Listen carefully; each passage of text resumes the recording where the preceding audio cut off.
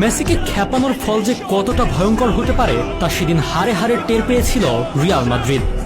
ওই দিন কিছু বুঝে ওঠার আগেই বার্নাব্যুর গ্যালারিতে থাকা ৮০,০০০ দর্শককে থমকে দিয়ে তিনি জানান দেন, মেসি রাজত্ব এই তো এখানে, রিয়ালের মাটিতেই খুঁটি গেড়ে গেলাম।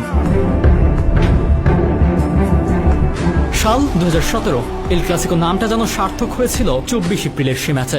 কি ছিল না তাতে? আক্রমণ, পাল্টা আক্রমণ, গোল, পাল্টা গোল। খেলোয়াড়দের মেজাজ হারানো, নাটকীয়তা সবকিছু যেন পর্ষা সাজিয়ে বসেছিল রিয়ালের মাঠ সান্তিয়াগো বার্নাব্যুতে। ছিল লাল কার্ডও। ২-২ ড্রয়েই খেলা শেষ ভেবে টিভি রিমোট অনেকে হাতে নিয়েছে কি নেয়নি। সেই মুহূর্তে দৃশ্যপটে আবারও লিও মেসি, যিনি এর আগেও করেছেন এক গোল।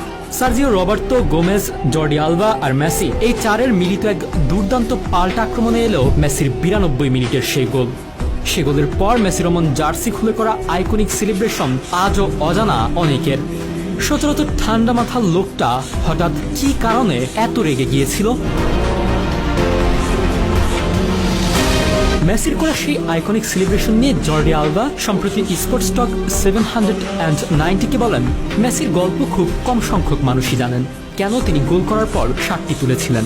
আমরা রিয়াল মাদ্রিদের বিপক্ষে খেলছিলাম, ম্যাচ চলাকালীন মেসির বিরুদ্ধে স্লোগান এবং তাকে অপমান করা হয়েছিল।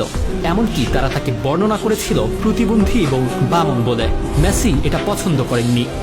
এমনকি ড্রেসিং রুমেও তিনি রেগে গিয়ে সুয়ারেজকে বলেন, এই মানুষগুলো তারা ফুটবলের সৌন্দর্য নয়, এবং দ্বিতীয়ার্ধেও তারা তা করতে থাকে। মেসি জয়সূচক গোল করলে তিনি তাদের দিকে এগিয়ে গিয়ে শার্টটি তুলে নেন। তিনি সবাইকে চুপ করে বললেন, নামটা মনে রেখো। ম্যাচের যোগ করার সময় রবার্তো নিজেদের সীমানা থেকে বল নিয়ে প্রায় একক প্রচেষ্টায় রিয়ালের সীমানায় এসে বল বাড়ান গোমেজের কাছে। গোমেজ বলটি বাই ঠেলে দেন আলবার কাছে। মেসি তখনও বক্সে নেই, কিন্তু আলবা জানেন কখন থাকবেন মেসি। সেই হিসেব করেই যেন নিখুঁত এক পাস ঠেললেন। ঠিক সময়ে হাজির হলেন মেসি।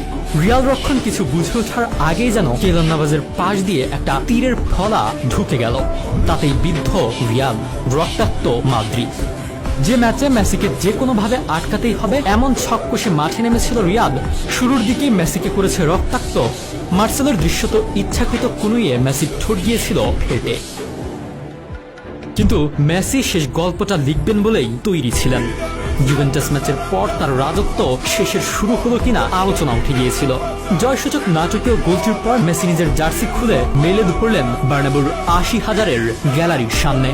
মেসি ও ১০ লেখা জার্সিটিকে তখন মনে হচ্ছে নিশান পত পত করে উঠছে, যেন জানান দিচ্ছে, মেসি রাজত্ব এই তো এখানে, রিয়ালের মাটিতেই খুঁটি গেড়ে গেলাম।